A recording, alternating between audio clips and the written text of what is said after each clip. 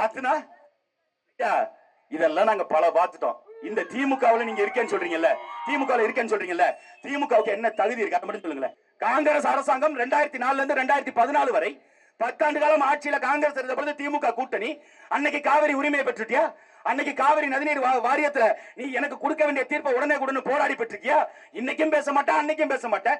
இன்னைக்கு கர்நாடகால ஆள்றது யாரு? காங்கிரஸ் தானே. கேட்டு பெற வேண்டியதான தண்ணிய. மேகதாதுல அணையை கட்டக்கூடாது. அங்க இருக்கிற டி.கே. சிவகுமார் என்ற துணை முதல்வர் அவர் சொல்றாரு, நீ என்ன போராடினாலும் என்ன கண்ணீர் விட்டு கதறினாலும் ஒரு சொட்டு தண்ணி கூட தமிழனுக்கு கிடையாதுன்னு அங்க இருக்கிற டி.கே. சிவகுமார்ங்கிற துணை முதலமைச்சர் சொல்றான். இங்க ரெண்டு இருக்குது தத்தி முண்டங்க, வாயே தொடக்கல, ஒரு வார்த்தை பேச. அண்ணன் ஒருத்தர் கோவப்பட்டு எங்கள்ட்ட கை காட்டினாங்கல்ல, அந்த மாதிரி நிறைய இடங்கள்ல என்ன பண்றது, திமுக காரங்க நாங்க போய் பேசினா எங்கள்ட்ட சண்டைக்கு வருது. கல்ல தூக்கி எரியுற திமுகவா? அந்த திமுகவை கொன்னு புதைக்கிறதுக்கு அந்த இடத்துக்கு வந்திருக்கோம். இந்த எங்க அண்ணன் வர்றாரு, கொன்னு புதைக்கிறோம் அந்த கட்சியை. கட்டாயம் புதைப்போம். இந்த நாடாளுமன்ற தேர்தல்ல உங்க நாக்க விட்டு போட்டு கீழே ஓடல, உங்க ஓட விடுறோமா இல்லையான்னு பாருங்க. கத்துனா இதெல்லாம் நாங்க பல பார்த்துட்டோம். இந்த திமுகவுல நீங்க இருக்கேன்னு சொல்றீங்கல்ல, திமுகவுல இருக்கேன்னு சொல்றீங்கல்ல, திமுகவுக்கு என்ன தகுதி இருக்கு மட்டும் சொல்லுங்களேன். 3 ஆண்டு காலம் ஆட்சியில் இருக்குது. உங்களுக்கு வருமானம் எவ்வளவு சொல்லுங்க? உங்க வருமானம் எவ்வளவு? ஒரு நாளைக்கு 200 ரூபாய். காலையில இருந்து சாயங்காலம் வரைக்கும் முட்டி தேய முட்டு போட்டு முட்டு கொடுத்தா காலையில இருந்து சாயங்காலம் வரைக்கும் போனா 200 ரூபாய். அதை தாண்டி என்ன தகுதி இருக்குதுன்னு சொல்லுங்க. எதற்காக உங்களுக்கு வாக்கு? இத்தனை ஆண்டு காலம் ஆட்சி அதிகாரத்தில் இருந்த நீங்க, 3 ஆண்டு காலம் அதிகாரத்தில் இருந்த நீங்க இந்த மக்களுக்கு வேலை வாய்ப்பு ஏற்படுத்திருக்கீங்களா? இந்த மக்களுக்கு ஏதாவது ஒரு உரிமையை பெற்றுக் கொடுத்திருக்கீங்களா? எந்த உரிமையும் பெற்றுக் கொடுக்க வைக்கல. ஆனால் புதிதா வந்து நாங்க செஞ்சிருவோம், புதுசா வந்தா நாங்க எல்லாத்தையும் செய்வோம். அதிகாரம் கையில இருக்கு. டி.கே. சிவகுமார் அந்த முதலமைச்சர் சொல்றான், இந்த துணை முதலமைச்சர் சொல்றான், இங்க இருக்கிற முதலமைச்சர் வாய மூடி இருக்கிறான். நாங்க பேசும்போது திமுக கூட்டம் போட்டு அப்படி கல்ல தூக்கி எறிகிறது, கண்ணாடியை உடைக்கிறது, இந்த மாதிரி வேலையெல்லாம் பாக்குறீங்களா? நீ உண்மையிலுமே ஐயா கலைஞர் கருணாநிதியை நீங்கள் நேசிப்பது உண்மையாக இருந்தால், திராவிட முன்னேற்றத்தில் இருக்க எங்களுடைய அண்ணன் தம்பிகள், எங்களுடைய சித்தப்பன் பெரியப்பன்கள், உங்களுக்கு நாங்கள் ஒரு கோரிக்கை வைக்கிறோம். உண்மையிலுமே நீங்கள் திமுகவுடைய வாரிசு, அறிஞர் அண்ணாவின் கரம் பிடித்து வளர்ந்தவர்கள், பெரியாரின் வழி நிற்கக்கூடியவர்கள் என்றால், ஐயா ஸ்டாலின் மீது எங்களுக்கு 1000 விமர்சனம் இருக்கலாம். ஸ்டாலின் லூசா இருக்கலாம், ஸ்டாலின் பைத்தியமா இருக்கலாம், ஸ்டாலின் பேப்பர் பார்த்து படிக்கிற ஒரு தற்குறியா இருக்கலாம். அதை பத்தி எங்களுக்கு பிரச்சனை இல்லை. ஆனாலும் எங்கள் மாநிலத்தின் முதலமைச்சர் 8 கோடி மக்களுடைய பிரதிநிதியை அங்க பாடகட்டி ஏத்தனானடா பாரதேசிகளா. அன்னைக்கு எங்கடா போனீங்க நீங்க எல்லாம்? அன்னைக்கு எங்க போன?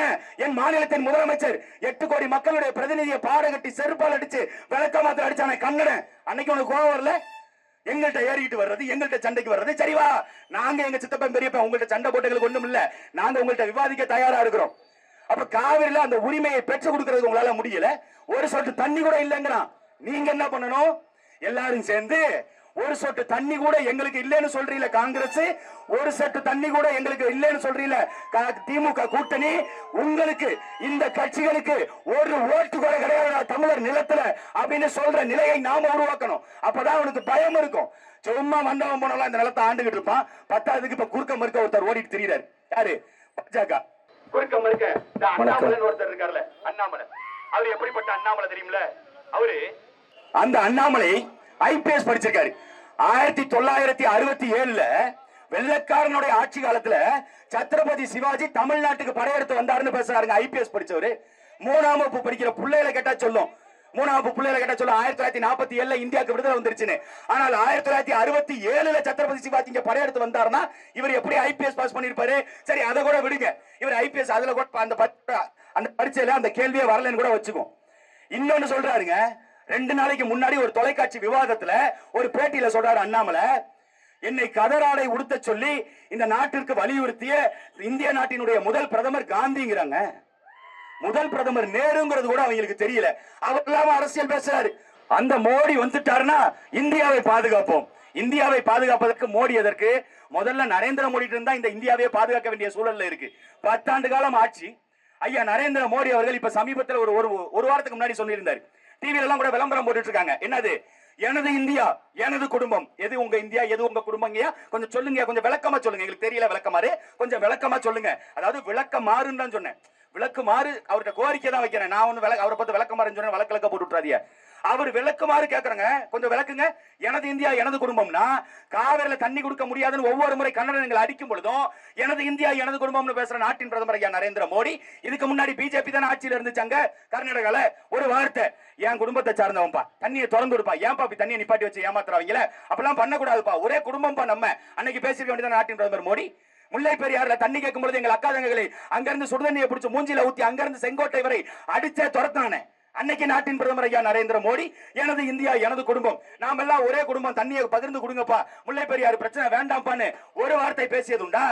பாலாற்றின் குறுக்கே அணை கட்டுற பிரச்சனை வரும்பொழுது ஒரு முறை நாடாளுமன்றத்தில் நாட்டின் பிரதமர் மோடி பேசியதுண்டா?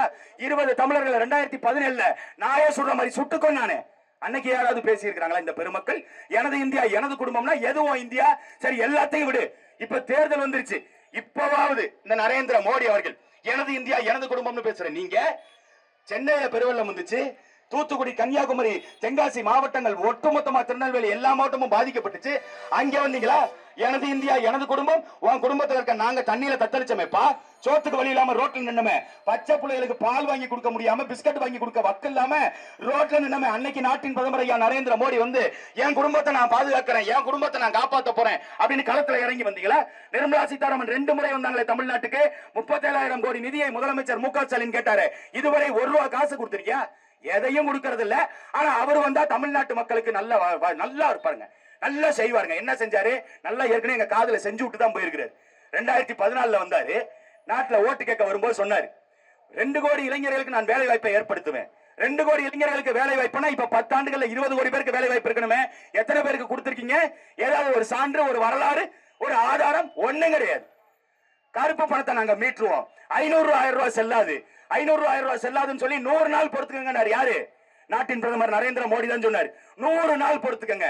100 நாள் நாங்களும் பொறுத்திருந்தோம்.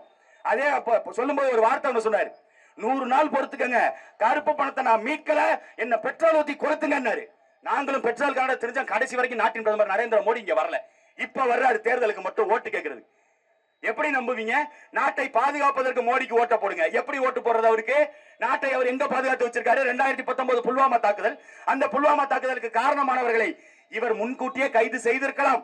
அந்த மாநிலத்தை அந்த ஆளுநர் சொல்றாரு, நான் முன்கூட்டியே தகவல் கொடுத்த இந்த நாட்டின் பிரதமருக்கு, முன்கூட்டியே தகவல் கொடுத்த ராஜ்நாத் சிங்க்கு, முன்கூட்டியே தகவல் கொடுத்த அமித்ஷாவுக்கு. ஆனால் புல்வாமாவில் தாக்குதல் நடக்கும் வரை வேடிக்கை பார்த்திருந்தான். எதுக்கு? ஓட்டு அரசியல். காங்கிரஸை காரணம் காட்டி, தீவிரவாதத்தை காரணம் காட்டி எப்படியாவது இந்த ஆட்சி அதிகாரத்தை புடுங்கணுங்கிற வெறியில 49 சிஆர்பிஎஃப் வீரர்களை பலி கொடுத்திருந்தான். இவரும் நாட்டை காப்பாற்ற போறாரா? சரி, நாட்டை காப்பாற்றுகின்ற பெருவகனார் ஐயா நரேந்திர மோடி அவர்கள் 2019 புல்வாமா தாக்குதல் நடந்த 3 மாசத்துல பாகிஸ்தானை சார்ந்த ஒரு நிறுவனத்திலிருந்து 350 கோடி ரூபாயை நன்கொடையாக பாஜக தேர்தல் பத்திரத்துல வாங்கியிருக்கு. அது என்னக்காக வாங்குனீங்க? யாருக்காக வாங்குனீங்க?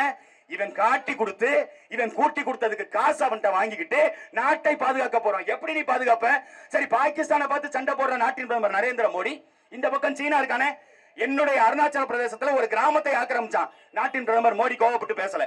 சரி, அதுக்கு கோவப்படல. இப்ப அந்த கிராமத்துல வீடு கட்டினான், அதுக்கு நீ கோவப்பட்டியா? அதுக்கும் கோவப்படல. இப்ப 6 ஏரிக்கு கிட்டத்தட்ட 20-25 தெருவுக்கு சீன மொழியில பேர் வச்சுட்டான். இதுவரை ஐயா நரேந்திர மோடி ஒரு கண்டனம், அந்த அரசாங்கத்தை கூப்பிட்டு கண்டிச்சு அவங்களை திட்டி விமர்சனம் செய்து ஒரு வார்த்தை பேசல. ஏன் பேசல தெரியுமில? அவன் வச்சிருக்க ராணுவத்துல உண்மையிலுமே துப்பாக்கி இருக்குது, அவன் துப்பாக்கியில போடுற குண்டு உண்மையிலுமே வெடிக்கும். இந்திய ராணுவத்துல இருக்க துப்பாக்கி குண்டு வெடிக்குமா வெடிக்காதான்னு ஆராஜாட்ட போய் கேளுங்க, இல்ல நம்ம எச் ராஜான்னு ஒருத்தர் இருக்காருல்ல அவர்கிட்ட கேளுங்க. சுப்பிரமணிய சாமி கழுவி ஊத்துறாங்க. சுப்பிரமணிய சாமி இத்தனைக்கும் பிஜேபி கட்சிக்காரர் தான், அவர் அங்க பாராளுமன்ற உறுப்பினராக இருந்தவர் தான், ராஜ்யசபா எம்பியாக இருந்தவர் தான். அவரே சொல்றாரு, நாட்டின் பிரதமர் மோடியை முதல்ல அதிகாரத்தை விட்டு கீழே இறக்குங்க, இவர் தப்பானவர் ஆயிட்டாரு அப்படின்னு அவரே சொல்றாரு. நாட்டை பாதுகாக்க வக்கில்ல, இதுல வந்துருவாரு ஒவ்வொரு தடவையும்.